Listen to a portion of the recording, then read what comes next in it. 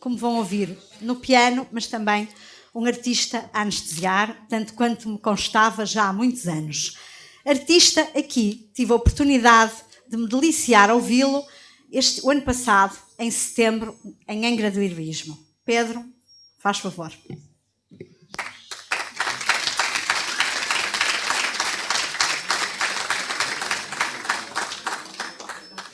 Eu sou um anestesista, mas na verdade a única coisa que o prova não é nem o fato de bloco, nem o estetoscópio, nem eventualmente algum tubo que eu pudesse trazer ou o laringoscópio, não. A única coisa que prova que eu sou um anestesista é a minha vontade. A minha vontade de cumprir um objetivo, que é falar-vos durante 45 minutos, previsivelmente, e a vontade de correr um risco, que é o risco de que adormeçam a meio. E é realmente essa vontade de cumprir o objetivo e de correr o risco, eu diria até o à vontade em correr o risco, que fazem de mim um anestesista. Porque ser anestesista não é o que se parece, é o que se é por dentro. É o que todos nós somos. Ser anestesista é o que se é por dentro e, evidentemente, também é ter o cartão da SPA. Ora, eu que sou anestesista, para além de anestesista por vocação e desde miúdo, sou músico, também poderei dizê-lo. E foi por conjugar essas duas coisas que me pediram para fazer esta apresentação, para refletir um pouco acerca da anestesia, ciência e arte. E é por esse motivo que vos peço para me acompanharem todos ao piano.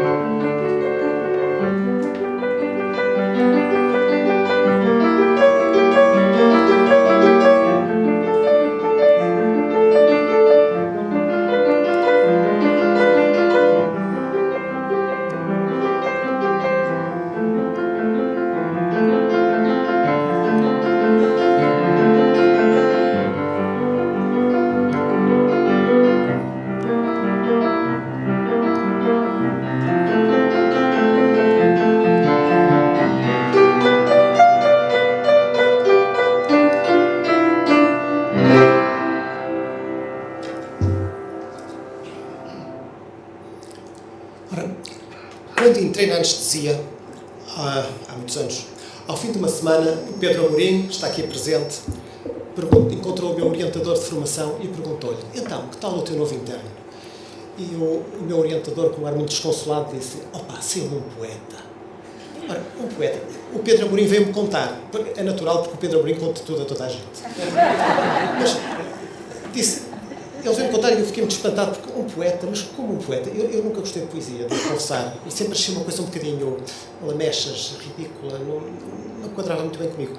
E então, a única das poesias que eu gostei foi lá para os 16, 17 anos, quando descobri o Álvaro de Campos, que tem poemas fantásticos, vários deles maravilhosos. E para falar de ciência e de arte, lembrei-me imediatamente de um poema de Álvaro de Campos, muito curto, pouco conhecido, e que é assim: o binómio de Newton é tão belo como a Vênus de Milo. O que há é pouca gente para dar por isso. Ora, ao dizermos, será mesmo assim tão belo um como o outro? De um lado a nudez fria dos números, do outro lado a nudez talvez não tão fria nem tão magra da Vênus de Milo. Ao dizermos que o binómio e a Vênus são iguais, Fernando Pessoa explica-nos claramente duas coisas. A primeira é que a beleza está nos olhos de quem vê. E a segunda explica-nos porque é que morreu solteiro. Ora, na verdade, o binómio de Newton é aqui um símbolo da ciência e a Vênus de Milo é um símbolo da arte. Uma ciência de que falaremos hoje, a anestesia, e uma arte, a minha, a música.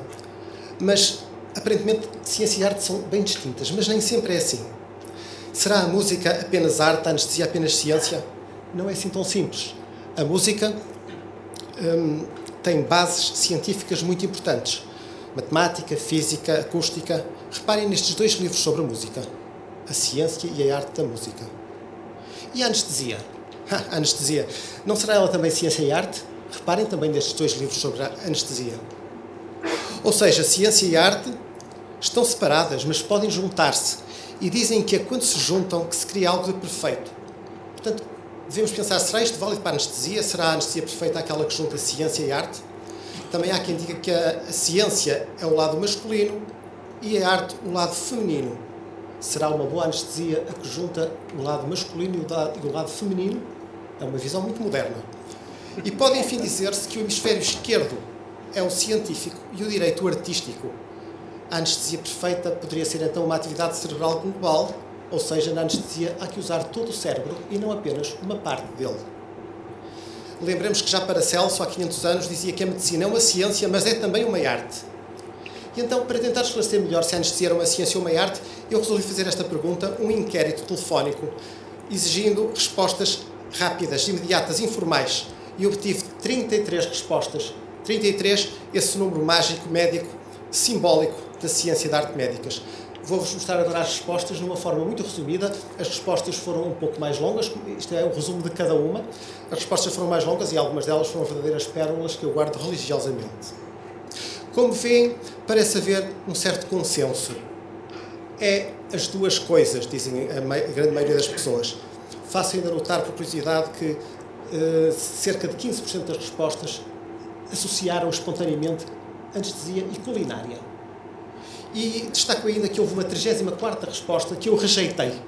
E rejeitei porque esta resposta rejeitada foi de um colega, aliás, um colega absolutamente extraordinário do ponto de vista intelectual, um colega que eu adoro, porque ele respondeu assim: anestesia não é ciência nem é arte. Não é arte porque isso implica uma noção estética que é absurda, e não é ciência porque a anestesia não tem leis, não pode ser medida com exatidão e não é reprodutível de caso para caso.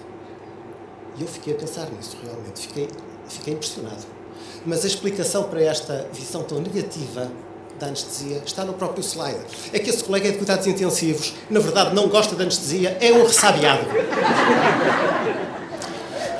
O quadro dos resultados foi este. 2 pessoas disseram-me é ciência, 2 pessoas disseram-me é arte, as outras distribuíram-se ali pelo meio. E, portanto, há este consenso. Mas se assim é, se a anestesia tem essas duas vertentes, o foco, o método e a validação são diferentes, não seria assim que deveria também ser ensinada? Porque nós só ensinamos a ciência, meus amigos. Mas só ensinando a arte também com a ciência é que poderemos ter uma verdadeira anestesia balanceada em 2 pratos, arte e ciência. Porque para realizar qualquer atividade, seja ela qual for, podemos pensar um pouco ingenuamente que é primeiro preciso saber, ou seja, aprender a ciência, e depois fazer. Na verdade, não é assim. Ninguém aprende e depois faz. Na verdade, aprende, vê os outros fazer e depois faz. Ou seja, em vez de fazer muito simplesmente ciência, vai aprender a arte dos outros a fazer. É esse ver fazer, é essa arte, é o ver os outros mais vezes a trabalhar, o gosto do modo deste fazer isto, o gosto do modo de fazer aquilo, que dá depois riqueza a isto. A arte é o toque pessoal, é o savoir-faire de cada um, é no fundo o que há de mais pessoal e humano em cada um de nós. Aprender não é apenas acumular ciência, aprender é ver a arte dos outros a trabalhar para criar a nossa própria arte. E isto, meus amigos, é que é a verdadeira anestesia balanceada em 2 pratos. Como diria a pessoa, o que há é pouca gente para dar por isso. E para terminar este primeiro andamento, uma coisa mais leve, para terminar esta breve reflexão, há outras atividades ligadas à anestesia que também são ciência e arte. Desde logo a culinária, essa atividade tão ligada à anestesia como há muitos colegas que acham. Uma outra atividade também ligada à anestesia é a arte, ou a ciência de ficar rico. E também ainda, finalmente, o sexo, a arte ou ciência também estão ligados à atividade do bloco operatório. Aliás, doutora Rosário, ofereço-me já para no próximo congresso apresentar esse outro tema, anestesiologia, ciência e sexo. Prometo que não desapontarei ninguém.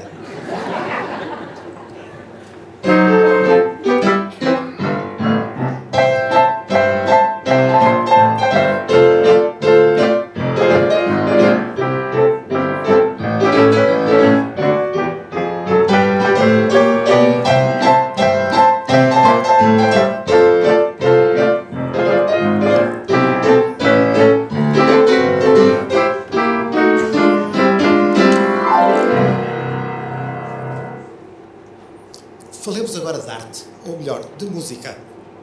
So Many Musics, So Little Time, porque há sempre músicas novas a surgir, sempre novas paixões a surgir por cada música, sempre fazemos esquecer a música anterior, mas sempre esta paixão e esta fidelidade à música. Ora, eu comecei a aprender piano muito cedo, aos 6 anos, muito por pressão da minha mãe, e a aprendizagem inicial é muito dura, muito difícil. Eu lembro-me da primeira música que toquei numa audição, ainda muito pequenino. Vou aqui esperar só pelo próximo slide, por favor. Lembro da primeira música que toquei ainda pequeno, que foi esta. Para a frente outra vez. Para a frente. Para a frente outra vez.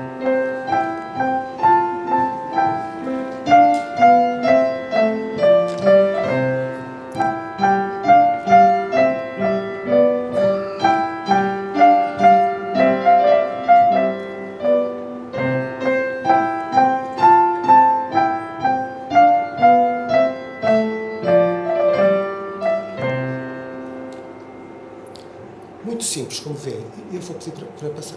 É o próximo slide também. Isso, era este slide. Pronto. Muito simples. Mas aos poucos comecei a tocar músicas cada vez mais complicadas e eu lembro que a música que me fez realmente apaixonar pela música clássica foi esta.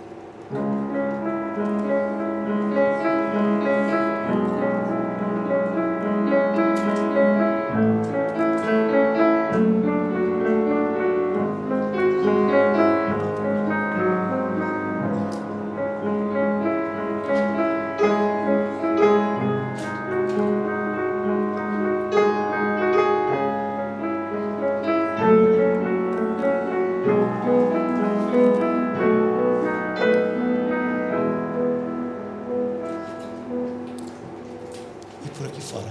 É bonito, mas eu vou-vos já dizer qual é o problema da música clássica. É por aqui fora mais 7 minutos. E ao fim de 7 minutos, todos vocês estariam anestesiados. Portanto, a minha relação com a música clássica sempre teve esta dualidade, um pouco de amor-ódio, porque a partir de certa altura tem que se tocar horas por dia. Portanto, tornou-se numa relação ambivalente. Mas de vez em quando apareciam músicas que me faziam pensar que valia realmente a pena ter aprendido a tocar. Principalmente quando se começa a tocar Chopin, que é, em geral, as músicas que os pianistas mais gostam de tocar. Chopin é extraordinário. E de Chopin eu vou tocar também só um pequeno trecho, que é aquele que eu sempre gostei mais.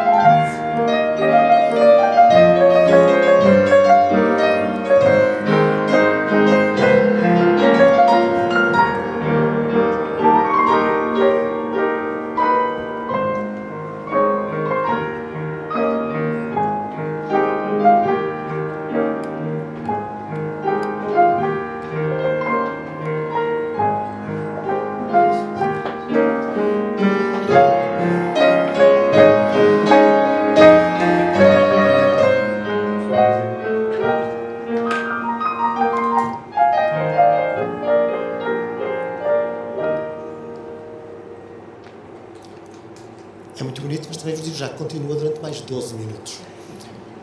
E então, por volta dos 16 anos, eu cansei-me da música clássica. Fui para a faculdade, deixei de estudar piano, mas nessa altura comecei a tocar no balé, que teve um grande impacto na minha vida, e foi nessa altura que tive a possibilidade de escolher as músicas de que gostavam, umas mais clássicas, outras mais modernas, umas brasileiras, outras de jazz. Olá, doutora Paula, como está?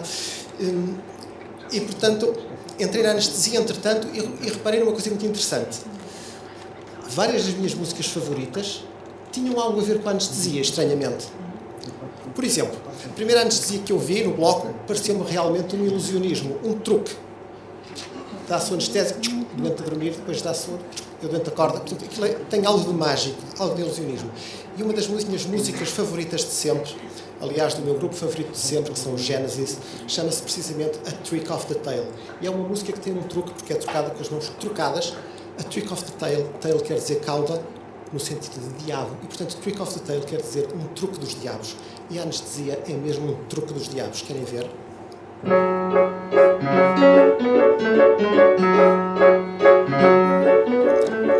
Com este truque de trocar as mãos, parece difícil, mas não. A anestesia acaba por ser coisa simples de fazer. No meu hospital fiquei célebre por dizer uma vez que a anestesia, se não complicar, é um truque que até pode ser feita por um macaco amestrado.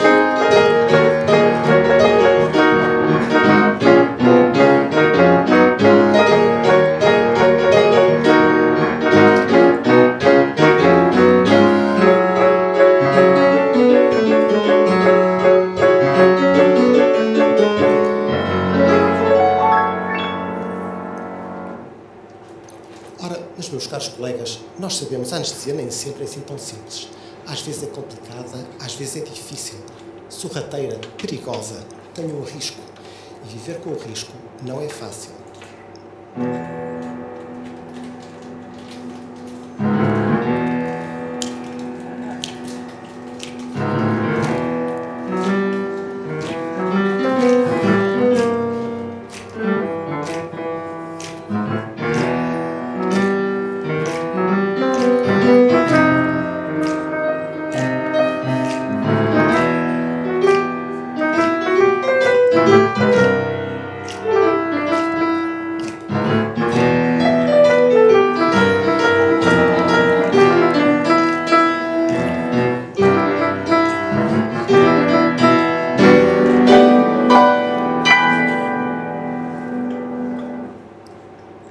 Mas, em geral, a anestesia pode ser feita com uma certa elegância, como nos filmes. Eu gosto muito de música de filmes porque é uma música suave, apelativa.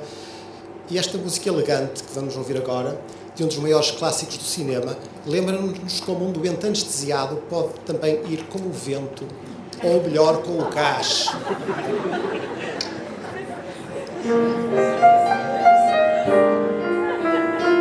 Como vão ouvir, no piano, mas também um artista a anestesiar, tanto quanto me constava já há muitos anos. Artista aqui, tive a oportunidade de me deliciar a ouvi-lo o ano passado, em setembro, em Angra do Heroísmo. Pedro, faz favor.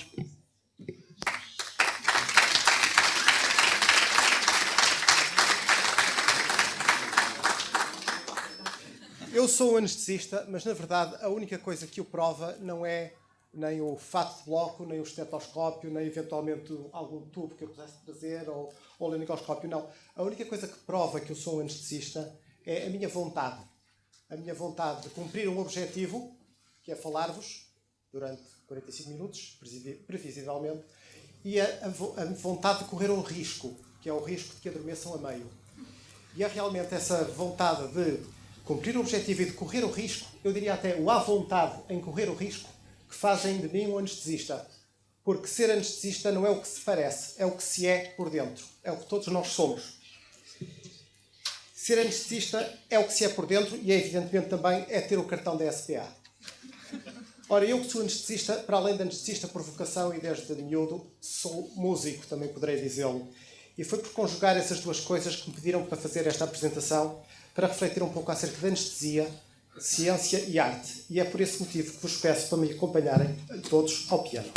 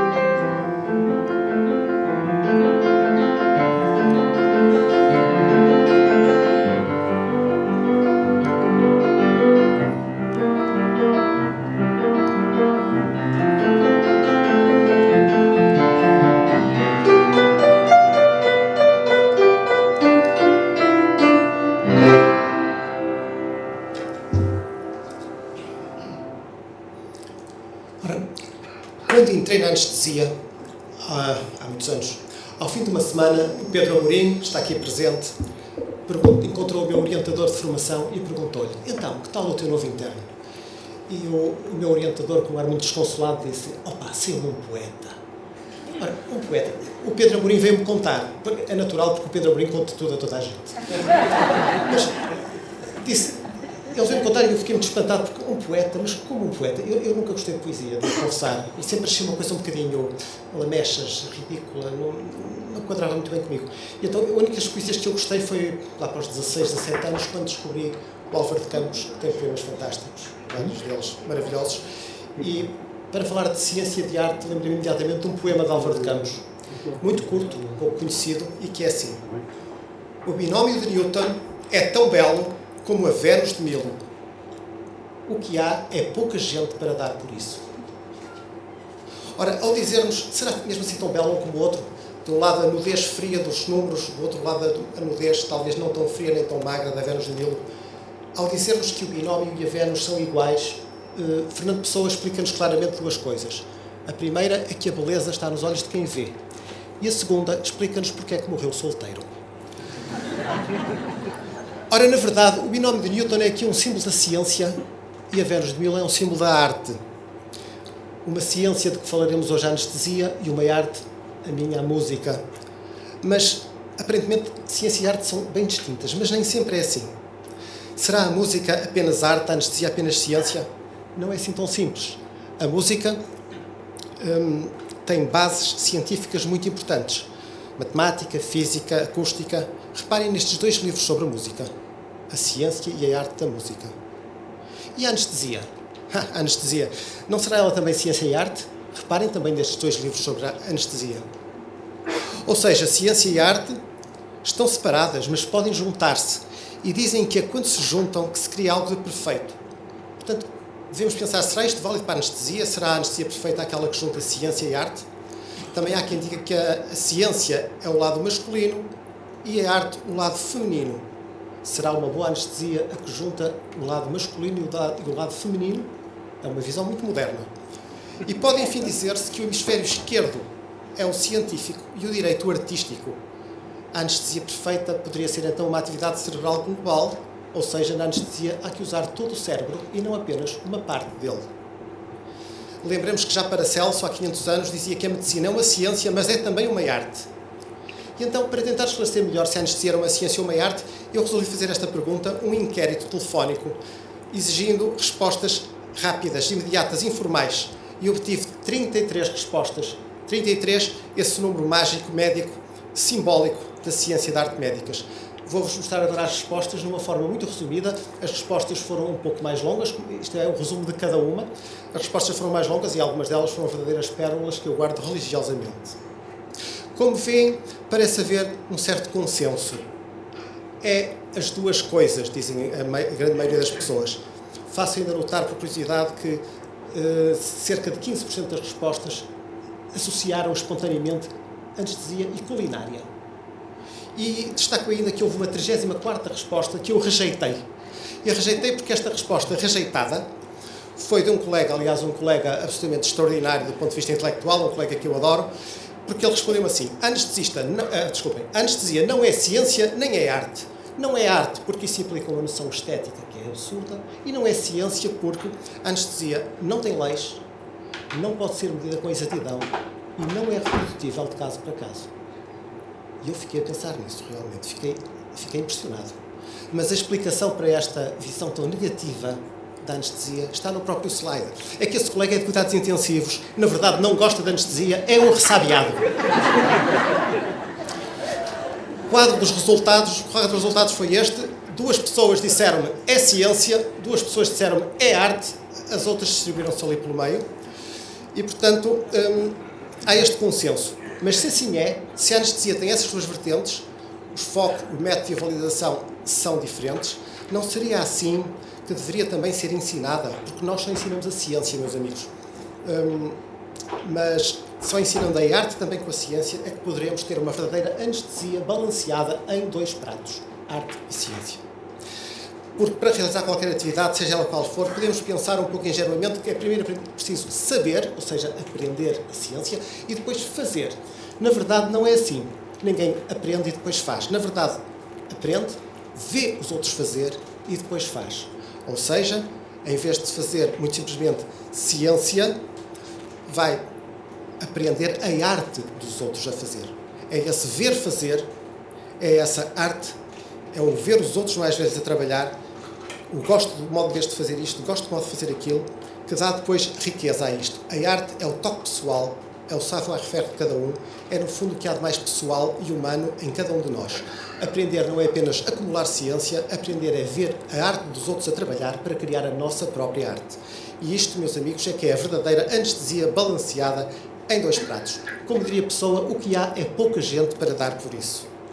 E para terminar este primeiro andamento, uma coisa mais leve, para terminar esta breve reflexão, há outras atividades ligadas à anestesia que também são ciência e arte. Desde logo a culinária, essa atividade tão ligada à anestesia como há muitos colegas que acham.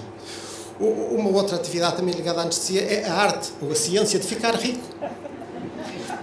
E também ainda, finalmente, o sexo, a arte ou ciência também estão ligados à atividade do bloco operatório. Aliás, doutora Rosário, ofereço-me já para no próximo congresso apresentar esse outro tema, anestesiologia, ciência e sexo. Prometo que não desapontarei ninguém.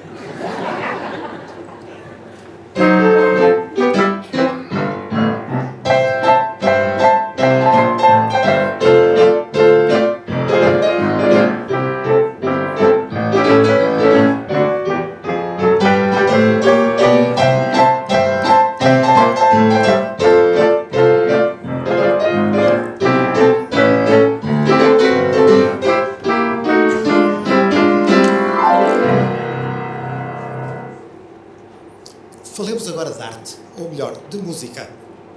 So many musics, so little time, porque há sempre músicas novas a surgir, sempre novas paixões a surgir por cada música, sempre fazemos esquecer a música anterior, mas sempre esta paixão e esta fidelidade à música. Ora, eu comecei a aprender piano muito cedo, aos 6 anos, muito por pressão da minha mãe, e a aprendizagem inicial é muito dura, muito difícil. Eu lembro-me da primeira música que toquei numa audição, ainda muito pequenino. Vou aqui esperar só pelo próximo slide, por favor. Lembro da primeira música que toquei ainda pequeno, que foi esta. Para a frente outra vez. Para a frente. Para a frente outra vez.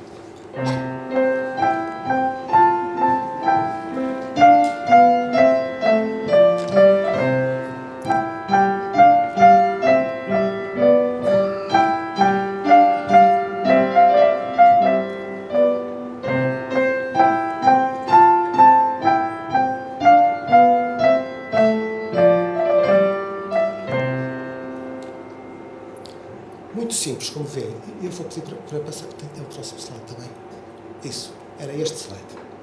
Pronto. Muito simples. Mas aos poucos comecei a tocar músicas cada vez mais complicadas e eu lembro que a música que me fez realmente apaixonar pela música clássica foi esta.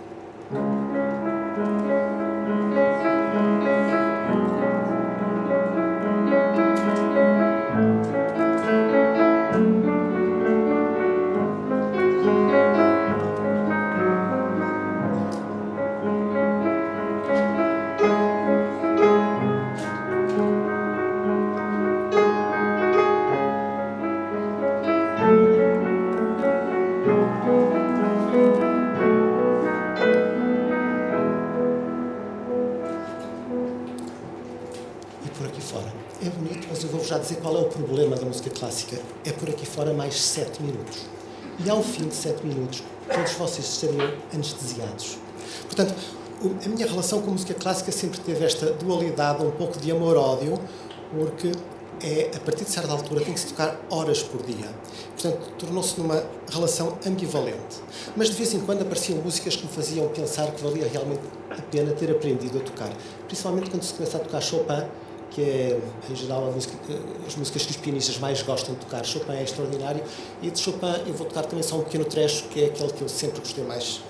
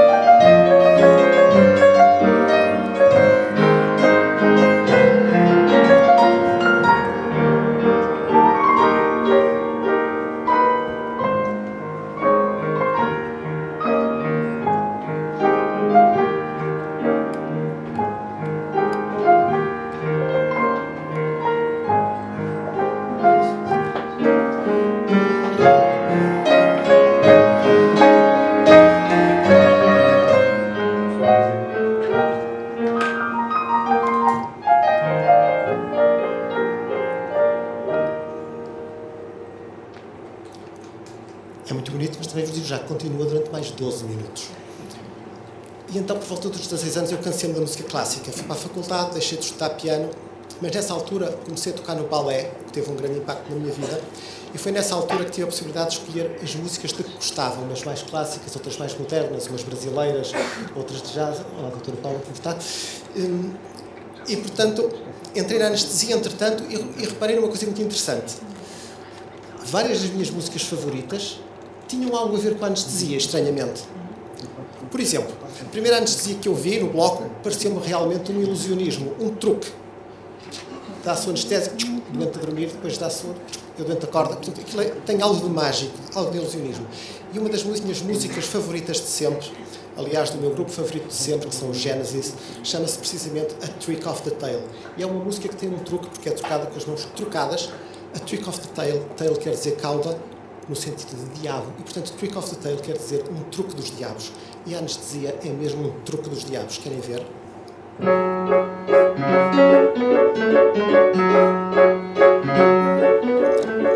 Como este truque de trocar as mãos parece difícil, mas não. A anestesia acaba por ser coisa simples de fazer. No meu hospital fiquei célebre por dizer uma vez que a anestesia, se não complicar, é um truque que até pode ser feita por um macaco amestrado.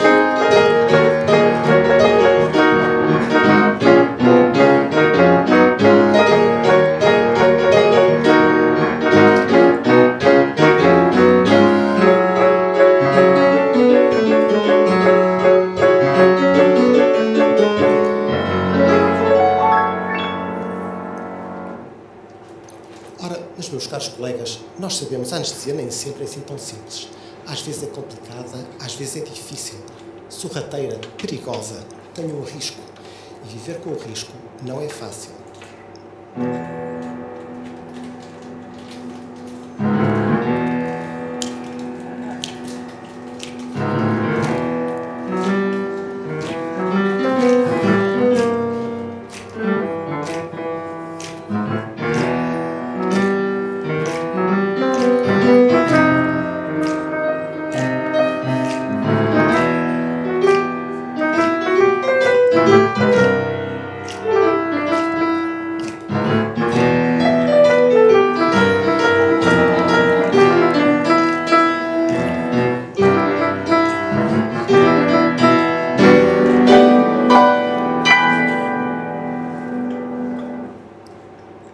Mas, em geral, a anestesia pode ser feita com uma certa elegância, como nos filmes. Eu gosto muito de música de filmes porque é uma música suave, apelativa, e esta música elegante, que vamos ouvir agora, de um dos maiores clássicos do cinema, lembra-nos como um doente anestesiado pode também ir com o vento, ou melhor, com o gás.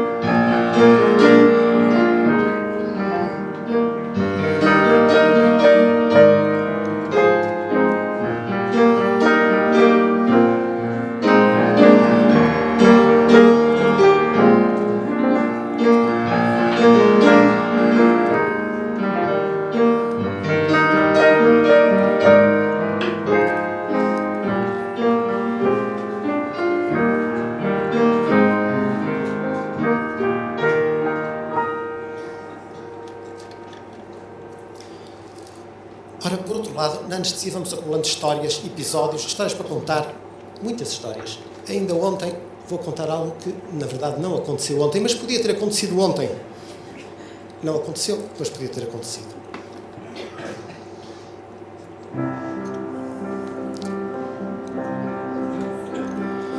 Acordei com o telemóvel a tocar.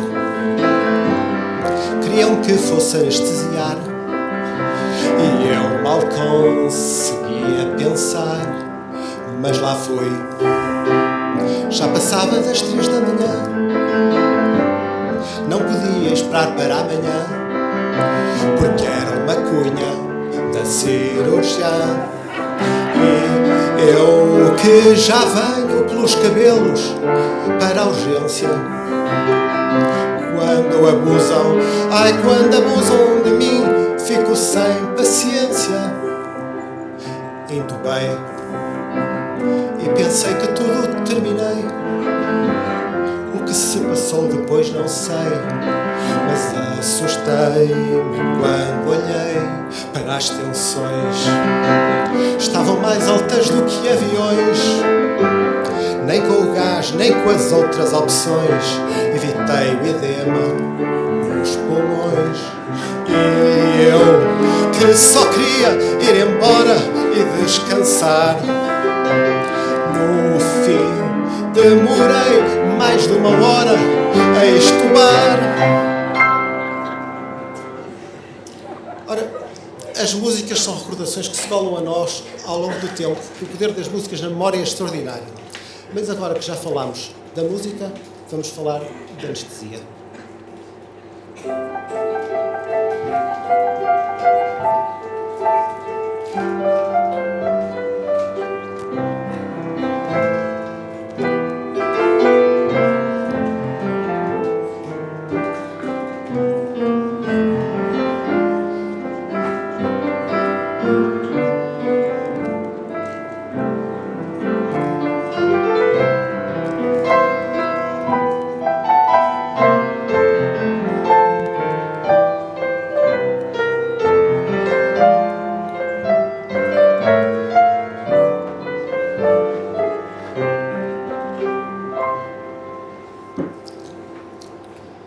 A música que reconheceram, que é do filme O Anestesista, O Feiticeiro de Oz.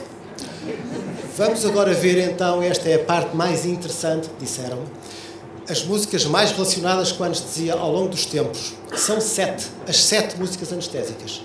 7 é um número simbólico de um poder extraordinário, porque se pensarem é quase tudo 7. São 7 os pecados mortais, os sacramentos, as virtudes, as maravilhas do mundo, as 7 pragas do Egito, as 7 cores do arco-íris, os 7 dias da semana, os 7 anões, as 7 vidas de um gato, os 7 mares. Eu podia estar aqui muito tempo.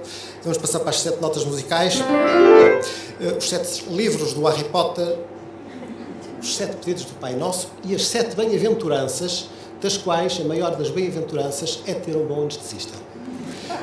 Por último, mas não em último lugar, para vocês verem como o 7 é o número anestésico, alguma vez se interrogaram porque é que descolarizamos com 2 5? Mas eu hoje estou aqui para vos revelar algo de extraordinário, mais do que simbólico. É que estas 7 músicas mágicas que eu vou tocar agora a seguir, mais do que relacionadas com a anestesia, permitem-nos deduzir as 7 leis fundamentais da anestesia, que é um segredo tão profundo que nem vem no Miller. Vamos à primeira. Brahms. Brahms foi um compositor alemão do século XIX, um romântico, e foi o responsável pela mistura ideal entre música e anestesia, porque num acesso visionário de antecipação futurista, ele compôs aquela que é considerada a música mais anestésica de todos os tempos.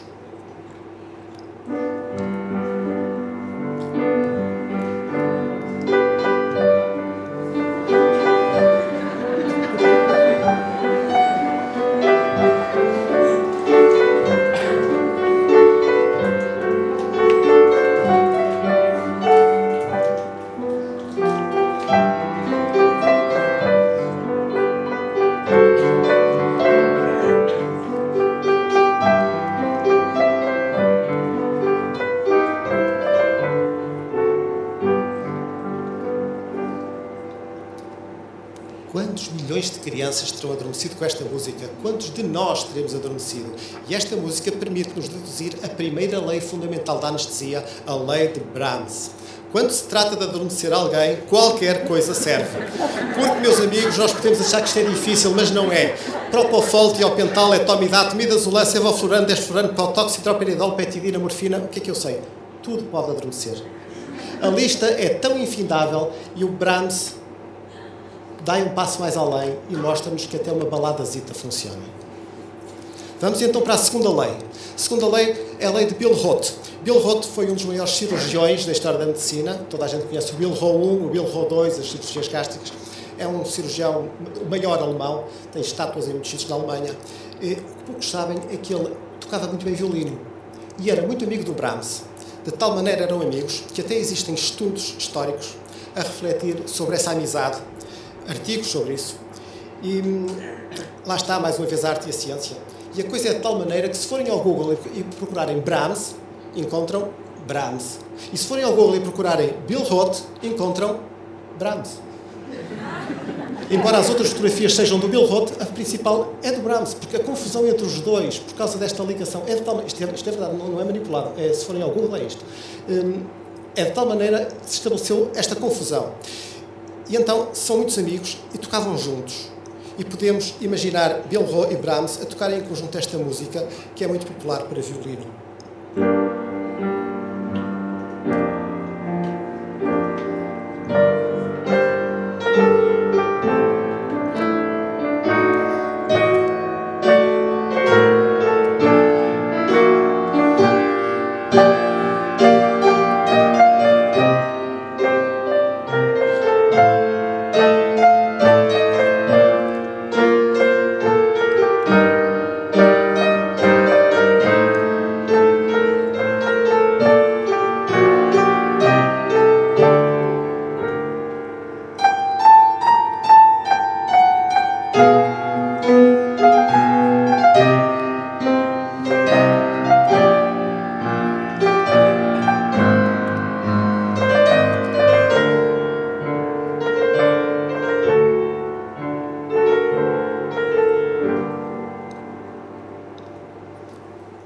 Brahms é o autor da música mais anestésica de todos os tempos, ou seja, de alguma forma é um proto-anestesista. E esta amizade entre um proto-anestesista e um cirurgião faz-nos deduzir, esta amizade faz-nos deduzir a segunda lei fundamental da anestesia. Se o cirurgião é teu amigo, a anestesia só pode correr bem. Esta lei sempre irritou profundamente muitos anestesistas, mas seja como for, é uma lei e receio que seja imutável.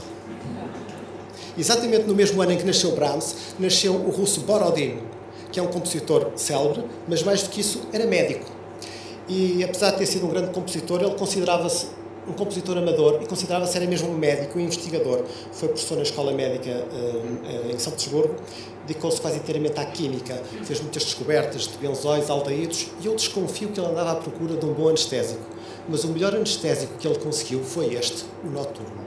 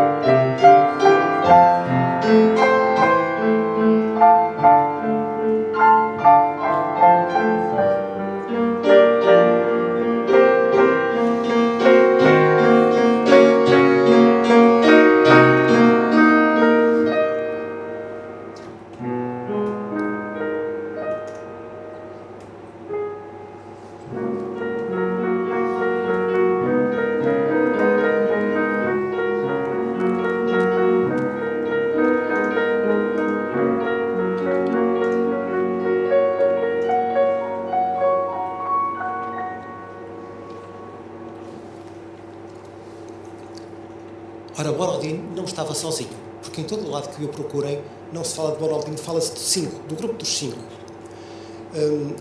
E até a própria Guiné-Bissau, esse país tão dado à cultura e à música clássica, a Guiné tem um selo dos Correios dedicado ao grupo dos 5. E é essa forte noção de pertença a um grupo que nos permite formular a lei de Borodin. Fazes parte do grupo, mas tens de trabalhar sozinho. Ora, esta lei de Borodin pode-vos parecer irrelevante, mas de facto é da maior importância para a nossa especialidade. Porque, na verdade, nós nunca trabalhamos juntos. Nunca vemos os nossos colegas a trabalhar. E isso permite que não vejamos quão mal eles trabalham. Ou seja, a lei de Borodin assegura em definitivo o bom ambiente da nossa especialidade. Reparem nos cirurgiões, por exemplo.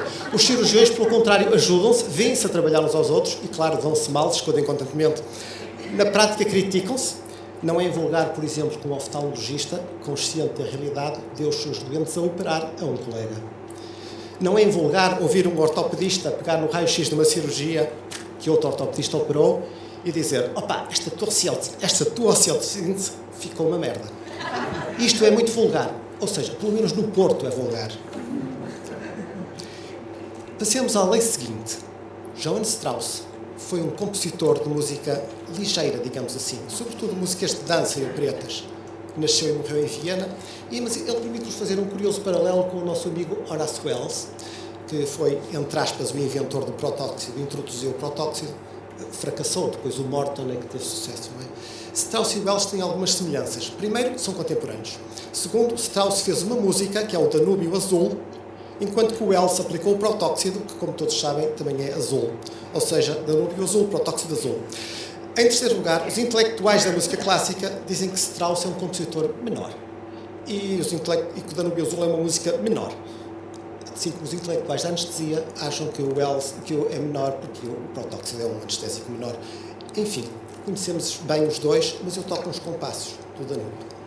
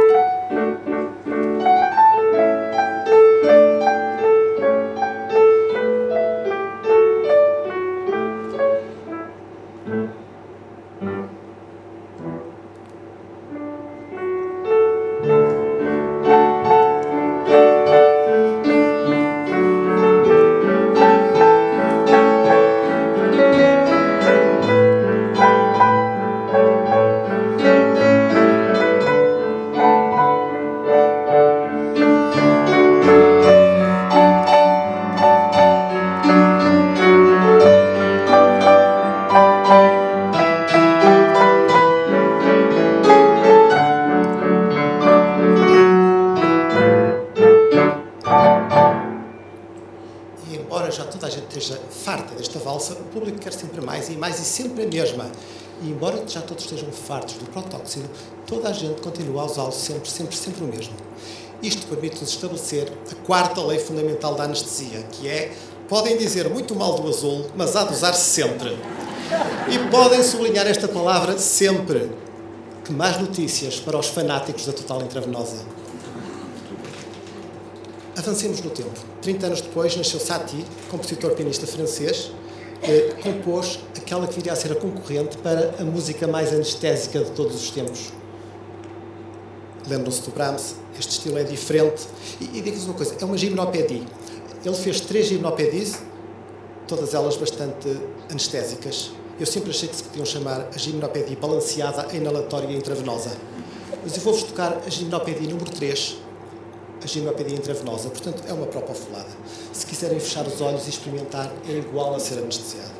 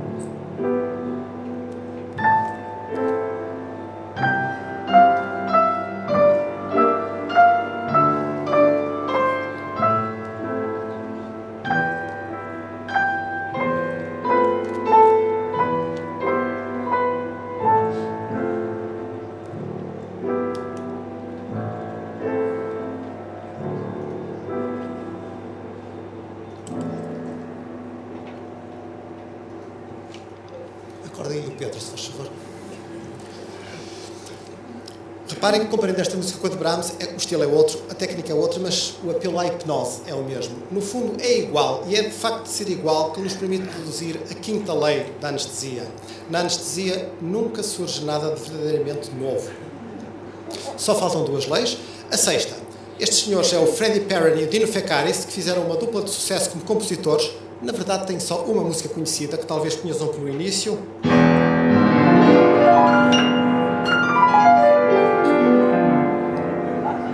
Exatamente, I Will Survive. Eu acho que eles fizeram esta música porquê? Porque foram anestesiados e tiveram problemas de awareness, consciência intraoperatória. E digo isto considerando que esta música, que sem dúvida retrata o que sentiram quando foram anestesiados. Vamos tocar. Vocês, entretanto, já perceberam que eu não canto, eu tento recitar, porque não tenho voz para isso, lamentavelmente. Mas imaginemos, portanto, a letra desta música como sendo aquilo que o doente está a dizer ao seu anestesista. O doente para o anestesista.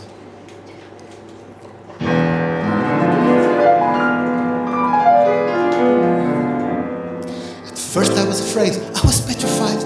Kept thinking I could never live without you by my side. But then I spent so many nights anesthetized and all alone. So I grew strong and I know how to get along.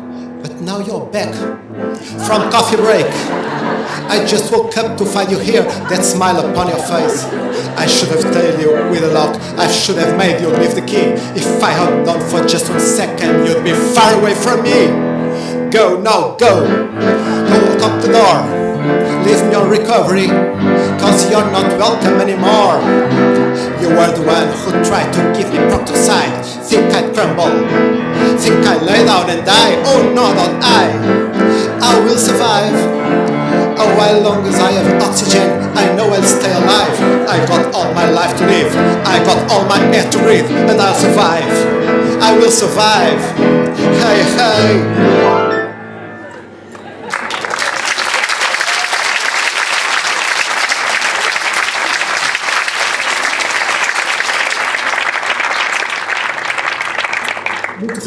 Muito realista, sem dúvida.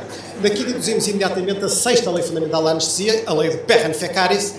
Por muito que saias da sala, o doente sobrevive. E por mais que tentasse, não consegui tirar deste slide as manchas de café. Sétima lei. Dennis Ster é um holandês, 31 anos. Há uma lenda, um mito urbano, que diz que o Dennis era interno de anestesia, mas desistiu de ser interno e foi para músico por questões económicas. E então, na realidade teve sucesso, tornou-se conhecido como Mr. Probs. Um dos seus maiores sucessos chama-se Nothing Really Matters.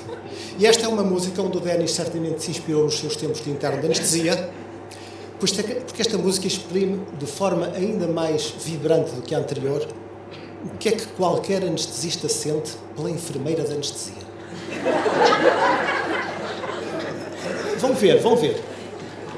Imaginemos, pois, a letra desta música como sendo exatamente o que o anestesista diria à enfermeira de anestesia.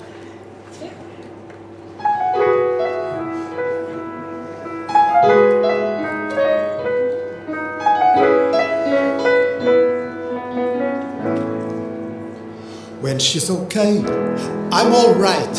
If she's awake and up all night, nothing really matters. Nothing really matters. I see her face and in my mind I seize the day whenever she's nearby. It's like nothing really matters. Nothing really matters. She completes me and she knows if I'm right or wrong. It's so clear, she's all that I need, all I need. I know what it feels like. I know what it feels like. Dreaming through my sleep when I see her. I don't need air cause I breathe her. I know what it feels like. Oh, I know what it feels like, yeah. I breathe her. I breathe her. Every time I see her, whoa, whoa, whoa, whoa, whoa. Every time I see her, whoa, whoa, whoa, whoa. E reparem tenho mesmo de sublinhar este I breathe her, é lapidar. E daqui deduzimos a 7ª lei fundamental da anestesia. Quem tem enfermeira tem tudo, quem não a tem, não tem nada. E, meus amigos, temos que reconhecer que, na verdade, toda a prática anestésica se resume a isto. O doente respira oxigénio e nós respiramos a enfermeira.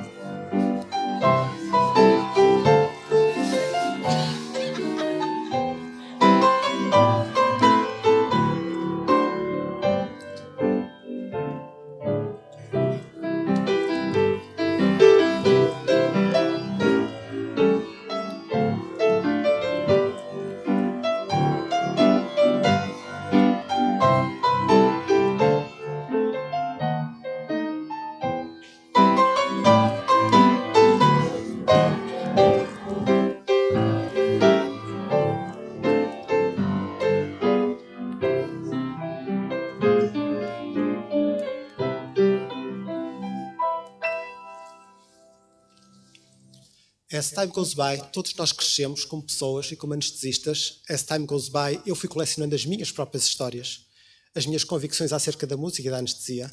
E as time goes by, já passou muito tempo, temos que terminar. E aqui vão só algumas conclusões que vos quero deixar. Nem são bem conclusões, são apenas ideias simples, tipo publicações do Facebook, tipo posts. Portanto, são 4 posts, nos quais eu espero ter muitos likes vossos. E o primeiro é este. A anestesia é uma ciência e é uma arte. A ciência do que se deve fazer e a arte de como se deve fazer. A anestesia é uma ciência que também é uma arte. O que há é pouca gente para dar por isso. Temos aqui as moléculas de fentanil à esquerda e de propofol à direita, talvez os 2 fármacos que usamos mais frequentemente, e aqui estão representados na sua forma mais científica.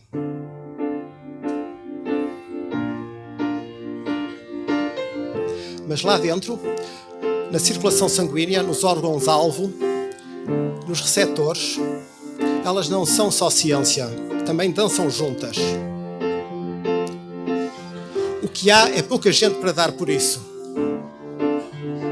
A prática da ciência implica esta dança, que é uma dança e uma mudança constantes. Stephen Hawking, um dos maiores cientistas do nosso tempo, lembra-nos que a inteligência é a capacidade de nos adaptarmos à mudança. É o segundo post. A capacidade de se adaptar é a palavra certa para juntar ciência, o que há, e arte. O que há é pouca gente para dar por isso. Darwin sabia dar por isso. Para o anestesista, a palavra-chave é, portanto, adaptabilidade. Adaptabilidade é a adaptação à realidade, ao doente, ao cirurgião, à enfermeira, ao material, a tudo. Ser anestesista é perceber a realidade a cada instante, reagir, interagir, adaptar e mudar. Terceiro post, a medicina é uma ciência de probabilidades. William Osler fala mesmo de uma arte de probabilidades. Porque a anestesia, como toda a medicina, é de probabilidades. Isso significa que há sempre um risco. Há que medir o risco. Mas há que medir o risco não com o objetivo de o contemplar, mas com o objetivo de decidir. A anestesia, tal como a vida, é feita de escolhas e de assumir riscos. E o maior risco é pensar que não se está a correr nenhum risco. O maior perigo da anestesia é a sua aparente segurança. Mas há que assumir riscos. E reparem nesta imagem, ela ilustra a teoria da nuvem, que eu vi há uns 20 e tal anos e que me marcou toda a vida anestésica. É da autoria do nosso colega Manuel Coelho, do Hospital de São João, que, muito interessantemente, já não se lembra de ter formulado esta teoria. Eu telefonei-lhe a pedir autorização e ele adorou a teoria, mas disse, mas eu nunca ouvi isso. Ok, foste tu que me disseste. Acho que são muitos anos a usar protóxido. Diz a teoria da nuvem. A anestesia é como um dia quente de sol num deserto, com um céu azul, onde há uma única nuvem. De vez em quando olhamos para ela e pensamos, pode chover. Não vai chover, mas pode chover. Claro que não vai chover, não é? Mas pode chover, está lá a nuvem, não é? Para mim, a teoria da nuvem é uma das bases verdadeiras e reais da prática anestésica. Mas sabem, eu também conheço muitos colegas que perante este cenário, perante este dia quente de sol, num deserto onde não chove há 10 anos, são bem capazes de perderem meia hora a montar uma tenda para o caso de chover. Apesar...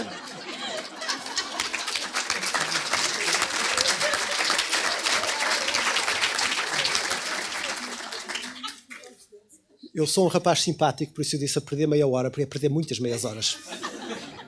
A perderem essa meia hora, apesar de a possibilidade de chover ser totalmente against all odds.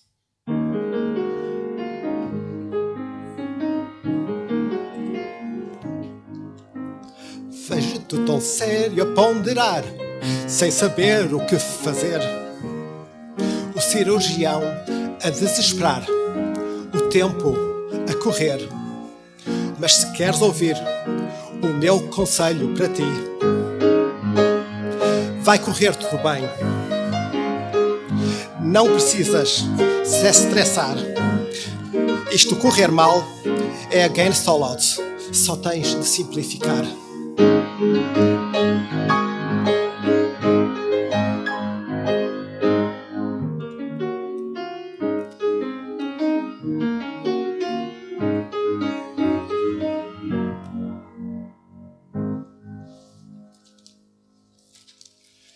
E agora, para terminar, é este o próximo, o quarto e último post de hoje. Um anestesista é no bloco o reflexo fiel daquilo que é na vida. É das especialidades em que transparece mais claramente a personalidade do anestesista. Em todas elas, mas nesta particularmente. Não estejam à espera que uma pessoa assim seja assado dentro do bloco. Não é. Portanto, se querem ser bons anestesistas, aprendam a ser diferentes. Aprendam a mudar. Aprendam como é com a arte dos outros. Dito de outro modo, a personalidade do anestesista influi decisivamente nas opções que faz, nas decisões que toma.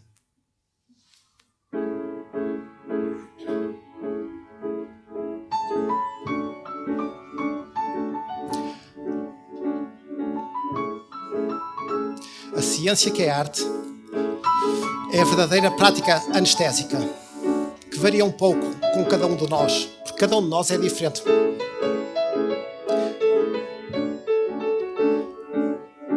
A arte e a ciência,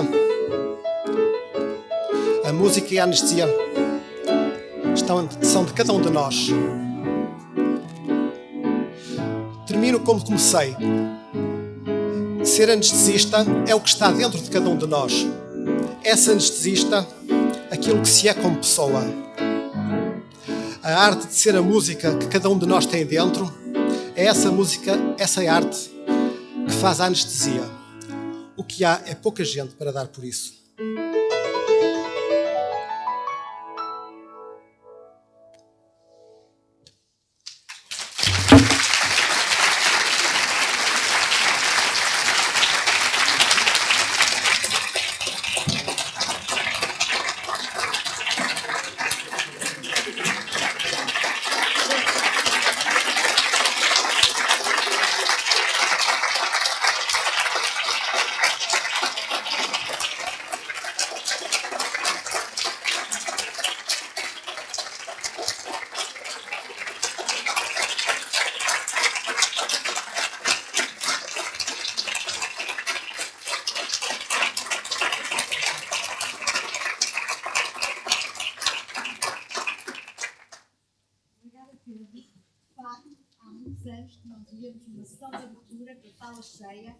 Fim da sessão de abertura. Obrigada a todos. Acho que foi um momento excelente, que todos gostamos muito de partilhar, com certeza. E vamos então retomar os trabalhos e temos agora aqui